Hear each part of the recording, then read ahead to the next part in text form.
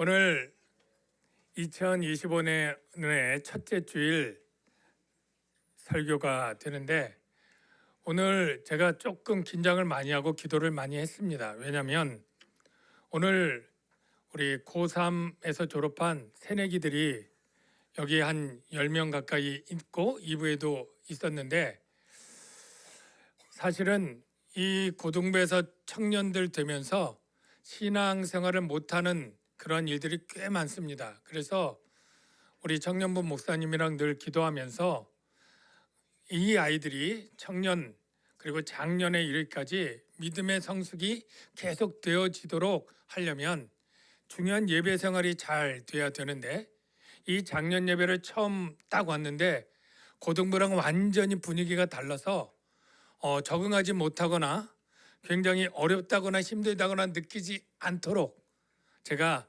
설교 부분에서 좀 잘 적응할 수 있도록 해야 되는데 오늘 본문이 아까 얘기한 것처럼 너무 길어요. 너무 길어. 근데 중간에 자를 수가 없는데 그래서 일부에 제가 늘 성경 본문을 제가 강해처럼 쭉 하면서 일부 예배를 했는데 내가 봐도 너무 길어. 그래가지고 중간에서 반을 다 잘라냈어요. 그래서 오늘은 제가 설교 본문을 자막을 띄우지 않고 많은 부분은 그냥 이야기로 할 겁니다. 그래서 여러분들이 궁금한 건 성경을 보면서 봐주셔야 된다는 것 조금 이해를 하고 그렇게 설교를 들어주시기를 바랍니다.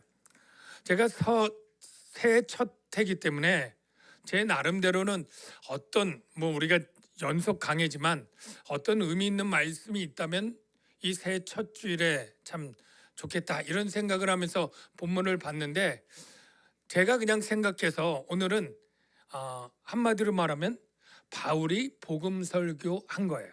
바울의 복음 설교.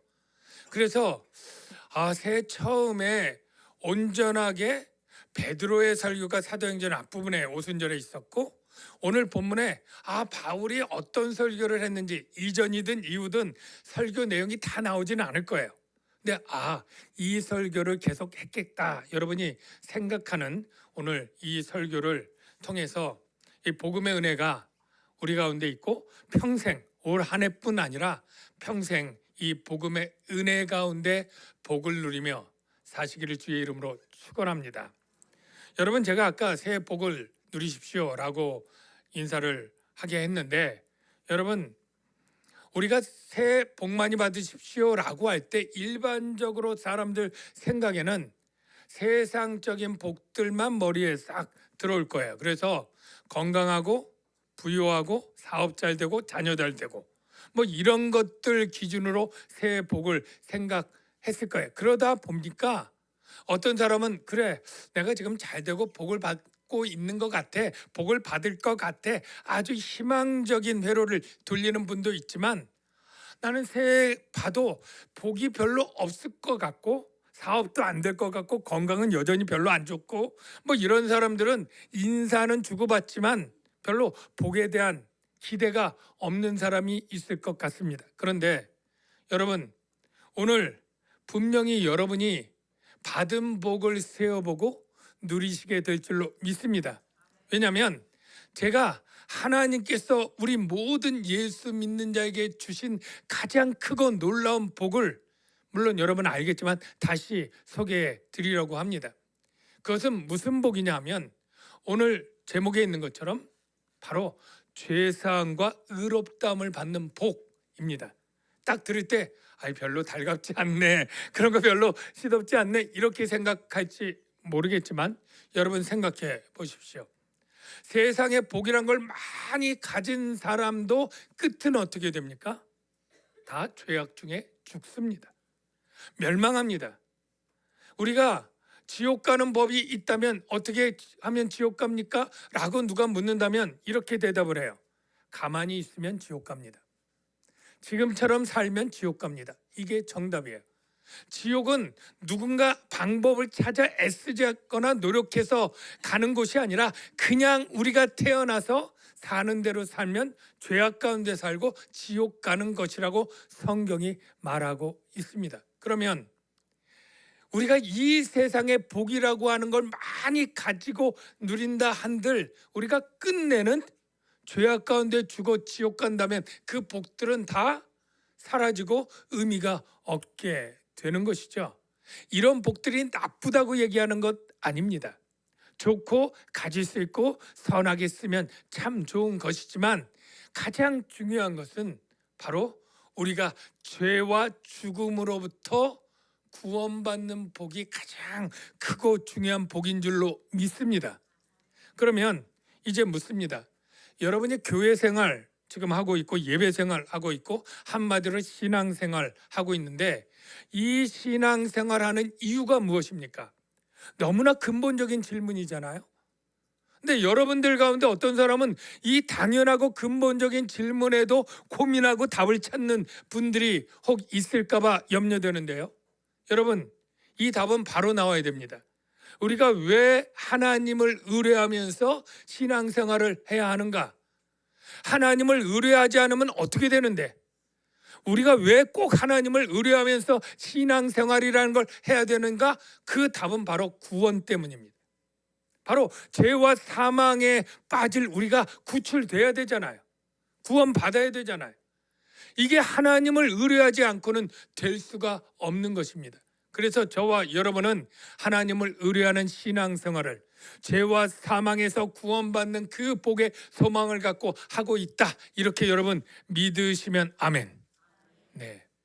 그런데 하나님을 의뢰하고 구원받을 사람 중에 예외 있는 사람이 단 한 명이라도 있을까요? 이 세상에 태어난 아담 이후로 태어난 모든 인간들은 다 동일하게 단 한 명의 예외도 없이 죄로 말미암아 죽어야 됩니다.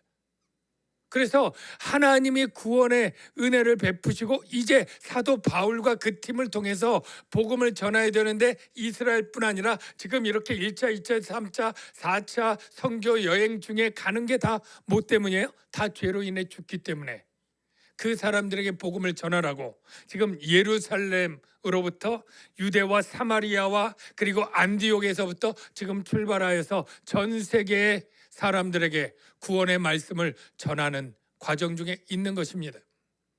그래서 지난번에 구브로에 가서 복음을 전하고 바보에서 우리 바울 서기오 바울을 총독을 권하고 그리고 나서 이제 오늘 바보에서 출발해서 배 타고 버가로 갔습니다. 그런데 저 주황색의 바울 팀 밤빌리아에 있는 버가에 이르니 마가 요한은 바나바의 조카인데 그들에게서 떠나 예루살렘으로 돌아갔다. 그래서 선교팀은 주황색으로 버가 갔고 마가 요한은 이제 예루살렘으로 돌아간 내용이 나오는데요. 여러분 여기까지 딱 보면 마가 요한은 참 한심하네. 아니 이렇게 중요한 선교의 일에 있어서 그래 이렇게 기도도 안 해보고 이렇게 섣불리게 갔다가 중간에 그렇게 떠나서 나가면 참 믿지 못할 신실하지 못한 사람이네. 이렇게 비판적으로 평가할 수밖에 없을 거예요. 그런데 제가 말씀드리는 것은 그러지 말자는 거예요. 지금 어떤 이 마가 요한의 시점을 지금 딱 잘라서 보면 그렇게 비판받아 마땅한 그렇게 신실하지 못하고 성실하지 못하고 중요한 일을 중도에 포기하게 돼서 팀 일행들을 낙심시킨 그런 죄인이 분명하죠. 그런데 우리가 주 40년대를 딱 보지 말고 주 60년대를 보면 바울이 서신서에 뭐라고 얘기하냐면 마가 요한을 내게로 데려와라. 저가 내게 유익하다. 이렇게 표현하고 있습니다. 그리고 2차 전도 여행부터 바나바 팀을 이뤄서 출발했는데 그때는 되돌아왔다는 얘기가 없고 끝까지 몇십 년 동안을 봉사했다고 보여지고요. 우리가 잘 아는 신약 성경의 마가복음을 바로 이 돌아간 마가가 기록했다는 것. 대단한 일 아니겠습니까? 그러니까 우리가 이때 40년대의 마가의 이 한심한 모습만 볼 게 아니라 나중을 본다면 이렇게 믿음의 인물로 굳건히 서는 사람이 되니까 우리가 함부로 그 당시로 평가해서는 안 되겠다라는 교훈을 얻지 않습니까? 마찬가지예요. 지금 볼 때 우리 주일학교 선생님들이 아이들 볼 때 참 얘가 커서 믿음이나 제대로 할까 하는 정도로 예배 때 졸기나 하고 빠지기나 하고 떠들기만 하는 아이들도 20년 후에 훌륭한 믿음의 목사님이 될 수도 있다는 건 여러분 믿으시길 바랍니다. 우리 집사님 뭐 어떤 분 중에 아주 그냥 지금은 신앙이 전혀 있는 둥 마는 둥 그래서 집사인지 잡사인지 뭐 이렇게 평가할 만한 사람들이 있다 할지라도 나중에는 훌륭한 믿음의 기둥 같은 교회 장로님이 되시고 일꾼이 될 수 있다고 우리가 인정한다면, 지금 눈에 보여서 양이 안 찬다고 해서 우리가 쉽게 속단하지 않는 그런 은혜가 있기를 바랍니다. 우리의 신앙이 늘 올라가는 게 아니고 올라갔다 내려갔다 올라갔다 내려갔다 이렇게 하면서 가기 때문에, 내가 지금 잘 된다고 해서 나는 올라가 있고 누구는 밑에 이렇게 신앙생활 제대로 못하는 것처럼 보인다 한다고 왜 신앙생활을 저렇게 형편없이 하나, 이런 생각도, 이런 마음의 교만한 판단도 우리는 하지 말아야 될 줄로 믿습니다. 어쨌든 마가 요한은 돌아갔고 선교팀은 이제 더 깊숙이 들어가는데, 그게 바로 비시디아 안디옥입니다. 버가에서 저희 북쪽으로 가면 이 비시디아 안디옥에 나오게 되는데요, 그들은 버가에서 더 나아가 비시디아 안디옥에 이르러 안식일에 회당에 들어가 앉으니라. 여러분, 먼저 성경에 보면 안디옥 교회에서 출발했지 않습니까? 여기는 수리아 지역의 안디옥, 그리고 여기는 비시디아 지역 지방의 안디옥. 이렇게 안디옥이 같은 동명인데 도시는 두 개 다릅니다. 우리도 광주도 전라남도 광주가 있고 경기도 광주가 있는 것처럼 이 안디옥이라고 하는 이름이 로마 제국 내에 16개의 도시가 있었다라고 하고요. 그 중에 성경에는 딱 두 군데 나오는데, 오늘 본문에 바로 수리아 안디옥에서 출발해서 비시디아 안디옥 여기까지 온 겁니다. 이 회당에 이제 들어가게 되는데, 안식일에 이 회당에 갔더니 두 그룹의 사람들이 있었어요. 하나는 이스라엘 사람들, 아브라함의 후손이라고 불리는 유대인들, 그냥 유대인들이 여기 디아스포라로 이 지역에 있는 거예요.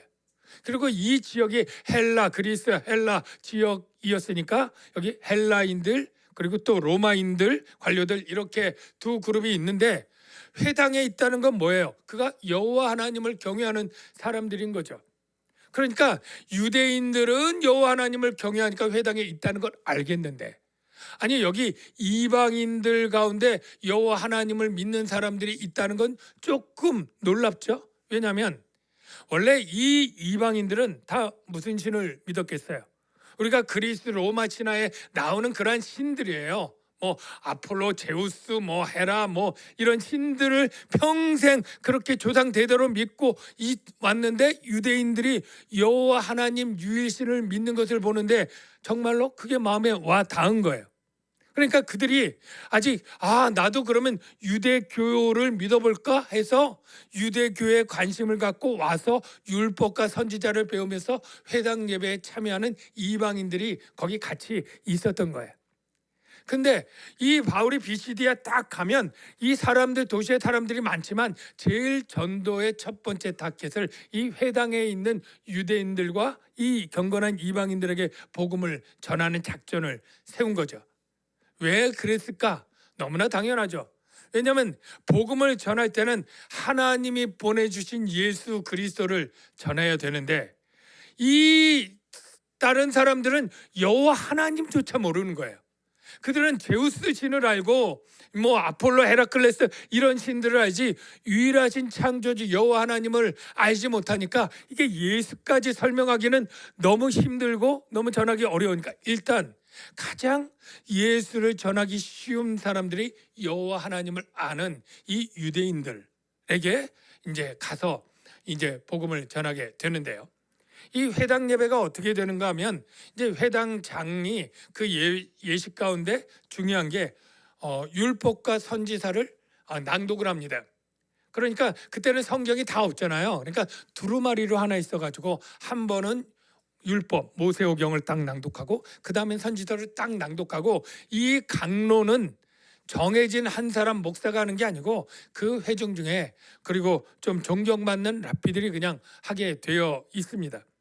그런데 그날따라 이 바울 팀들이 딱 와 있는데 보니까 바나바는 레위인이고 또 이 바울도 뭐 랍비 교육을 잘 받은 그런 분들이고 지금 전도여행 다닌다고 하니까 당신들이 이 율법과 이 선지자의 뭐 강론할 말이 있는지 한번 좀 해보십시오. 그러니까 바울이 손짓해서 다 이렇게 한 다음에 이제 설교를 하는데, 한마디로 말해서 예수까지 가기 위해서 그들이 가장 존경하는 분들 가운데 두 사람이 모세와 다윗이거든요. 그러니까 모세와 다윗하면 그들이 부정할 수 없는 그런 구원자고 그리고 왕이니까 이 모세의 출애굽 사건부터 통해서 이제 풀어나가기 시작하는 거예요. 그래서 오늘 본문에 보니까 우리 하나님이 어떻게 구원하시는 일들을 하셨는가를 얘기하는데, 모세가 애굽에 종살이하던 사람들을 모세가 기적과 권능으로 끄집어내서 광야에서 40년 있었다가 이제 이 가나안 땅에 7족속을 다 내어 쫓고 그리고 우리를 나라를 만들게 하는 구원을 이루셨다. 그리고 사사시대를 지나서 왕 세워달라기 때문에 사울왕을 세웠고 그 다음에 다윗왕을 세웠는데, 이때부터 이제 예수 얘기가 본격적으로 시작이 되는 거죠. 그 다윗 얘기할 때 22절을 한번 여러분 보십시오. 다윗을 왕으로 세우시고 증언하여 이르시되 내가 이새의 아들 다윗을 만나니 내 마음에 맞는 사람이라 내 뜻을 다 이루리라. 여기 내 뜻을 다 이룬다는 뜻의 뜻은 무엇일까요? 하나님이 내 뜻을 다윗을 통해 이룬다 할 때 뭘 염두에 둘까요? 바로 다윗의 후손으로 예수가 나오는데 그 예수를 통해 구원의 뜻을 완성하겠다. 이거를 언약을 세우죠. 다윗 왕에게 언약을 세우는데 뭐냐면 네 씨에서 후손이 나오는데 그 후손은 바로 내가 그에게 영원한 나라를 주고 영원한 왕권을 주겠다. 이런 약속을 합니다. 여러분, 이건 사람이 받을 수 없는 그러한 약속이에요. 왜냐하면 사람은 영원히 살 수 없는 존재잖아요. 근데 어떻게 영원한 나라의 영원한 왕이 되겠어요? 예? 죽지 않고 어떻게 영원한 왕이 되겠어요? 나라도 흥망성쇠가 있어서 제국이 있어도 500년 1000년이면 다 무너지는데, 왕들은 기껏 살아봤자 자기 수명밖에 왕을 못 누리는데 어떻게 네 후손은 영원한 왕이 될 수 있겠느냐 이거죠. 이게 바로 메시아 예언이었던 거예요. 그래서 23절에 보면 하나님이 약속하신 대로 이 사람의 후손에서 이스라엘을 위하여 구주를 세우셨으니 곧 예수라. 즉 다윗의 후손에서 구주 예수가 나신다. 이야기를 딱 한 거예요. 예. 여러분, 그러니까 이 유대인들하고 이 사람들은 여기서 뻥치는 거예요. 아니, 메시아가 왔다고? 우리는 메시아를 기다리는데, 그리고 율법으로 의롭게 하면 되는데 왜 율법으로 구원을 받지 왜 구원자를 또 보내셨을까? 이런 생각을 하게 되겠죠. 그때 바울의 변론이 이거예요. 율법으로 너희 절대 구원 못 받는다. 율법은 너희를 구원하려고 준 법이 아니고 율법은 너희를 의롭게 하지 못해. 단지 죄를 깨닫게 해서 죄인인 걸 깨닫고 예수를 믿으라고 이끌어 가도록 내모는 인도자, 가이드 역할을 할 뿐이야. 이야기를 합니다. 여러분, 왜 예수님이 오셔야 되냐고요? 왜 구약 시대에 꼭 신약 시대가 되어야 됐느냐? 왜 율법으로 의롭게 되고 구원하는 길이 하나님은 닫으시고 왜 예수를 통해 의롭게 되고 구원 얻는 길을 여셨느냐? 예, 분명히 하십시오. 율법은 구원의 길이 되지 못하기 때문이에요. 로마서의 바울이 이렇게 얘기합니다. 율법의 행위로 그의 앞에 의롭다 하심을 얻을 육체가 있어요, 없어요? 없어요. 어떤 사람도 율법으로 의롭게 될 사람이 없는 거예요. 율법은 단지 기능이 뭐예요? 죄를 깨닫게 합니다. 아, 내가 죄인이구나. 율법을 비춰보니까 내가 이렇게 더럽구나. 거울과 같은 거예요, 율법은. 그래서 내가 더러워도 더러운지 모르는데 거울을 보니까 내가 이렇게 막 오물이 묻고 뭐 이렇게 검은 게 묻고 아, 내가 더럽구나. 씻어야지. 씻게 가면 그 물이 바로 예수님이고 율법은 거울과 같아서 거울로 나를 깨끗하게 뭐 비비면 깨끗해집니까? 예, 가서 물로 씻어야죠. 물이 예수님의 역할이고 거울이 율법과 같은 거예요. 이 죄를 깨달으면 모든 사람이 죄를 범하였음에 하나님의 영광에 이르지 못하더니. 여러분, 유명한 말이죠. 모든 사람이 죄를 범하였으니 하나님의 영광에 이르지 못하니 너무나 유명한데, 하나님의 영광에 이르지 못하는 게 뭐야? 이렇게 궁금할 분이 있을 것 같아요. 아, 영광에 이르지 못하면 뭐 그냥 중간이라도 되겠지, 이렇게 생각하기도 하고요. 여러분, 하나님의 영광에서 바울이 뜻하는 의미는, 이 하나님의 영광은 하나님의 신적 속성을 나타내는데, 이 신의 성품 가운데 제일 우리가 중요하게 생각하는 게 뭐냐면 바로 영원성이에요. 하나님의 영광 가운데 이 불멸하는 영원성을 우리가 받게 되면 우리가 영생을 같이 살게 되는 줄로 믿습니다. 하나님의 영광을 우리가 끊어졌기 때문에 하나님의 성품에서 단절되고 하나님의 이 거룩과 사랑과 이 무한한 능력들이 다 끊어진 거예요. 예, 예. 하나님의 생명에서 떠나게 된 거예요. 하나님의 불멸성이 사라지게 된 거예요. 하나님의 형상을 잃어버리게 된 존재가 된 거예요. 그래서 우리는 죄로 인해서 죽어야 되는 비참한 존재가 되었어요. 그런데 하나님이 율법을 통해서 너희 죄를 깨닫고, 너희가 죄인으로 죄 문제를 해결하려면 율법 잘 지켜서가 되는 게 아니고, 율법이 나빠서가 아니라 바로 율법은 무능력해요. 우리의 죄를 어찌할 수가 없어요. 그래서 너희가 이 죄 문제를 해결해야 된다는 걸 가르쳐 주는데, 죄 문제를 어떻게 해결하면 될까요? 저와 여러분이 어떻게 죄 문제를 해결할까요? 우리는 할 수 없습니다. 누가 할 수 있어요? 바로 예수님이 하실 수 있어요. 예수님이 어떻게 하십니까? 십자가에 우리의 죄를 대신 지고 죽으심으로 할 수 있죠. 이거를 속량이라고 합니다. 대신 죄를 사는 것. 그래서 우리가 죄 사함 받아 구원받는 건 예수님으로 되는 사실을 바울은 로마서에 이렇게 기록을 했습니다. 그리스도 예수 안에 있는 속량으로 말미암아, 이 속량이 바로 죄값을 대신 치르고 구원하는 걸 뜻하는 한자어예요. 그리스도 예수 안에 있는 속량으로 말미암아 하나님의 은혜로 값없이 의롭다 하심을 얻은 자 되었느니라. 이게 무슨 말이냐면, 내가 착한 일을 많이 하고 의로운 일을 행해서 의롭다 함을 받는 게 아니고, 예수님이 십자가에 죽은 그 일 때문에 의롭다함을 받으니 이게 하나님의 은혜고 이게 값없이 받은 것이다, 그렇게 설명을 하면서, 이 예수를 하나님이 그의 피로서 믿음으로 말미암는 화목제물로 세우셨으니, 그의 피는 그의 십자가의 죽음을 말하고요, 믿으면 화목제물이 되었다는 것은 하나님과 원수였던 우리가 화목하게 되는 것, 이게 구원과 같은 의미입니다. 그래서 하나님께서 길이 참으시는 중에 전에 지은 죄를 간구하심으로 자기의 의로움을 나타내려 하심이라. 곧 이때 자기의 의로우심을 나타내사 자기도 의로우시며 또한 예수 믿는 자들을 의롭다 하려 하심이라. 예, 여러분, 십자가의 사건은 하나님도 의롭게 하고 우리도 의롭게 하는 사건이에요. 만약 하나님이 죄인을 할 때 재판장에 딱 섰는데 내가 아는 사람이야, 조카야, 그래서 죄를 많이 지고 해서 벌을 내려야 되는데, 그냥 쟤는 내가 좀 친분이 있고 알아, 그냥 무죄, 이렇게 해버리면 이 재판관인 하나님이 불의한 거죠. 근데 이 죄가 벌금형이든 무슨 징역형이든 이거를 내가 대신 징역을 살고 내가 대신 돈을 물어내고 죄값을 다 치른다면 그것은 공의롭게 인정을 해줘요. 하나님이 우리를 죄를 용서할 때 그냥 없는 걸로 쳐, 이렇다면 하나님 불의하다는 거예요.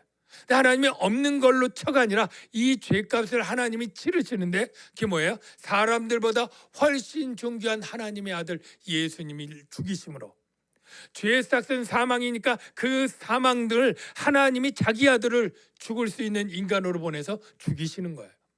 그래서 하나님도 공의하고 죄인들도 의롭게 되었다는 거예요. 그렇게 예수님을 보냈는데 유대인들은 어떻게 반응했습니까? 예수를 믿지 않았죠. 예수에 대해서 증언한 선지자들의 말도 믿지 않았죠. 그래서 바울이 오늘 그렇게 책망하는 거예요. 26절에 보면 이 구원의 말씀을 우리에게 보내셨거늘 예루살렘에 사는 자들과 그들 관리들이 예수와 및 안식일마다 외우는 바 선지자들의 말을 알지 못하므로 예수도 알지 못하고 선지자들의 말도 알지 못하고, 선지자들이 얼마나 예수가 메시아라고 예언을 했습니까? 이사야 선지자가 얼마나 그가 찔림은 우리의 허물을 인함이요 그가 상함은 우리의 죄악을 인함이라 이러면서 고난받는 종으로 예수가 십자가에 묵묵히 죽음으로 우리의 죄를 대신할 거라고 얼마나 그렇게 이사야나 많은 선지자들이 예언을 했습니까? 근데 말귀를 못 알아듣고 예수를 나무에 달아 죽였다는 거예요. 예? 죽일 죄를 찾지도 못했는데 죽였다는 거예요. 이게 바로 하나님의 놀라운 구원이 있는 거죠. 여러분, 예수님이 죄가 있어서 죽으면 어떻게 우리 죄를 대속하겠습니까? 근데 암만 탈탈 털어도 죄가 없는데도 모함으로 죽였다는 거 아니에요. 그 말은 바로 예수님의 구원이 완전히 올바르게 이루어졌다. 무죄한 그의 죽음이 바로 유죄한 우리의 죄를 대속하는 죽음이었다라는 것을 받아들이게 하는 사건이 되고요. 나무에 달아 죽였다라고 할 때 신명기 21장 23절에 하나님이 모세를 통해서 나무에 달린 자마다 하나님의 저주를 받았음이라 라고 말씀을 했는데, 이게 바로 예수님이 나무로 만들잖아요, 십자가를.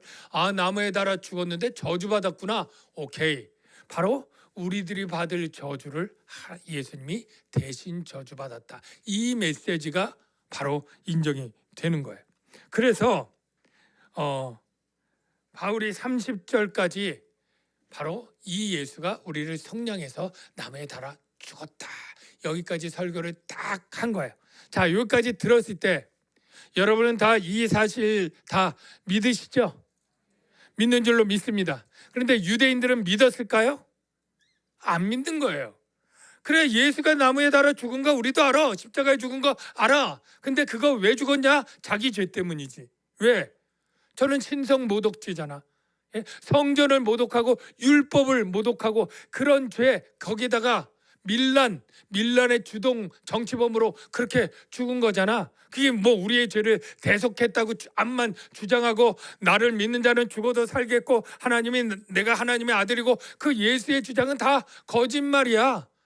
사기꾼이야. 이렇게 주장할 수 있는 거잖아. 자, 생각해 보세요. 예수의 주장, 내가 하나님이야. 그리고 내가 너희를 위해 죽으면, 나무에 들리면 너희를 내게로 이끌고 내가 너에게 영생을 줄 거야. 이게 예수님의 주장이에요, 법정이면. 그리고 다른 사람의 주장은 천만에 예수는 율법을 모독하고 성전을 허물게 했다고 하는 신성 모독 죄인에다가 밀란을 일으키는 그러한 자기가 왕이라고 주장해서 이 로마 제국의 이 반역을 도모하는 죄로 죽은 정치범이야. 이 두 주장이 있잖아요. 자, 어느 게 맞습니까? 분명 우리는 이걸 맞다고 하죠. 그런데 그 다른 사람들은 그거 주장일 뿐이지 내가 어떻게 믿어? 얼마든지 이럴 수 있잖아요. 자, 이때 예수의 말이 맞다고 하는 확정적이고 결정적 사건이 일어난 거예요. 그게 뭐냐? 여러분, 바로 예수의 부활 사건인 거예요.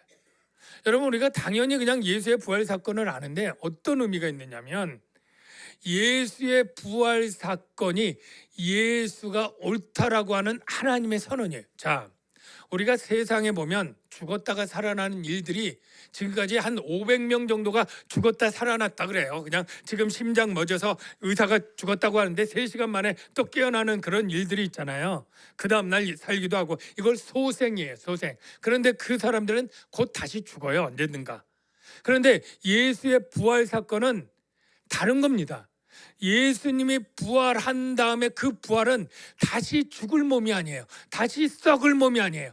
아주 영광스러운 하나님의 몸이기 때문에 다시는 죽지 않을 그러한 영광의 몸으로 부활을 했는데, 이 부활은 예수님이 스스로 한 건가요? 아닙니다. 어떤 탁월한 의사가 살려낸 것도 아니죠. 이거야말로 하나님만이 할 수 있는 일인 거예요. 이걸 부정할 수는 없는 거예요. 유대인들도 아니 죽은 자가 살아난 걸 사람이 못해, 하나님만이 할 수 있어. 죽지 않을 그 영광의 몸으로 한 거는 하나님 외에는 할 분이 없어. 이거는 누구도 부정할 수 없잖아요. 그러니까 예수가 부활했다고 하는 건 뭐냐면 하나님이 예수의 말이 옳다라고 하는 선언이에요. 그러니까 예수가 바로 오신다고 하는 메시아로 구속 사건을 이루신 분이라고 하는 결정적 증거가 예수의 부활 사건이에요. 그러니까 아니 예수의 부활은 정말 믿을 만한 거야? 확실한 거야? 그 부활한 거 맞아? 누가 도둑질했다고 하던데 막 이렇게 하니까 바울이 얘기해. 예수의 부활은 부정할 수 없는 확실한 사건이다. 왜? 증인들이 수없이 많다. 그 얘기를 이렇게 얘기를 한 거예요. 하나님이 죽은 자 가운데서 그를 살리신지라. 갈릴리로부터 예루살렘에 함께 올라간 사람들, 이 사람들이 모두 고린도서에 보면 500명이라고 하죠. 여러 날 보였다 그러는데 여러 날이 며칠이에요? 40일이죠. 40일 동안 보였다. 그러니까 이렇게 많은 증인들이 직접 눈으로 먹고 같이 먹고 마시고 나도 증인이야? 이렇게 얘기하니까 부활 사건은 부정할 수 없어요. 오케이. 그리고 나서 추가로 이제 유대인들에게 알 수 있도록 바울이 설명하는 게 다윗의 시편에 이미 예수의 부활은 예언되었고 이제 성취된 것이다. 그러면서 다윗 시편 얘기를 하는데 하나님이 다윗에게 언약을 줄 때 여기 미쁘신 은사라고 돼 있는데 그게 바로 내가 나라와 왕권을 주겠다. 그리고 너는 거룩한 자로 썩지 않게 해주겠다. 이런 시편의 고백을 해요. 그런데 바울이 얘기하는데 내가 주의 거룩한 자로 썩지 않겠다고 한 게 자기를 향한 것이 아니었다는 거예요. 왜냐하면 다윗은 지금 이 바울 시대로부터도 1000년 전에 왕이기 때문에 이미 죽어서 1000년 지났잖아요. 무덤이 조상들과 있고 그는 썩어서 없어졌잖아요. 근데 자기 얘기가 아니라 바로 부활하신 예수를 예언한 것이다. 그래서 바로 오늘 37절 하나님께서 살리신 이는 썩음을 당하지 아니하셨나니 이렇게 얘기를 하면서 이제 결론으로 이렇게 얘기합니다. 이제 다 온 거예요. 그러므로 형제들아 너희가 알 것은 이 사람을 힘입어 죄 사함을 너희에게 전하는 이것이며 또 모세의 율법으로 너희가 의롭다 하심을 얻지 못하던 이 모든 일에도 이 사람을 힘입어 믿는 자보다 의롭다 하심을 얻는 이것이라. 이게 바울의 설교의 이제 끝이에요. 여러분 정신 없었죠? 네. 여러분 정리하면 우리는 가만히 있으면 다 죽습니다. 그럴 존재예요. 그냥 우리가 죄를 지어서 하나님이 지옥에 보내는 일이 필요가 없습니다. 그냥 태어나면 죄인으로 삽니다.